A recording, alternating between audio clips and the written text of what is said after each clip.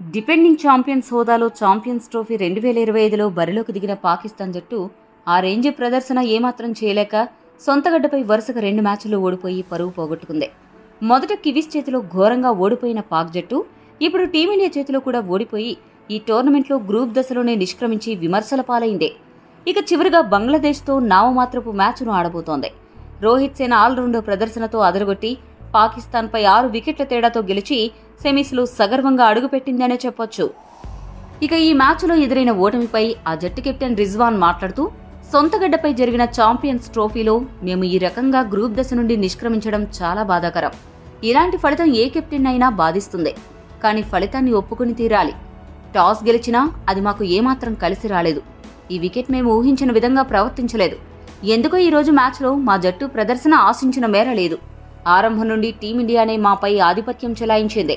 టీమిండియాపై ఓడిపోవడంతో మా దేశ అభిమానులు నిరాశలో ఉండి ఉంటారు. వారికి ముందుగా క్షమాపణలు చెప్పాలి. మేము బ్యాటింగ్లో తగినన్ని పరుగులను టీమిండియా ముందు ఉంచలేకపోయాం. జట్టుగా మేము ఈ టోర్నమెంట్లో చాలా తప్పులు చేశాం. వాటిని సరిచేసుకుని ఉంటే ఫలితాలు బాగా ఉండేవి. కానీ అలా జరగలేదు.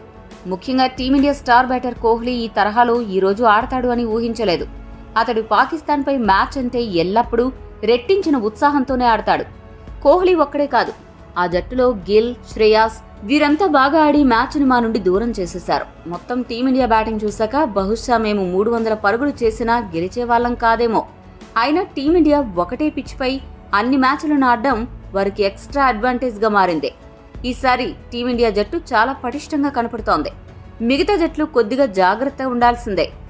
ఏది ఏమైనా ఇలా సొంతగడ్డపై ఎదురైన ఓటమికి గల కారణాలను సమీక్షించి చివరి మ్యాచ్లో గెలవడానికి ప్రయత్నిస్తామని రిజ్వాన్ ముగించాడు. ఈ వీడియో మీకు నచ్చితే లైక్, షేర్, కామెంట్ చేయండి. మరిన్ని స్పోర్ట్స్ అప్డేట్స్ కోసం మా ఛానల్ను సబ్స్క్రైబ్ చేసుకోండి.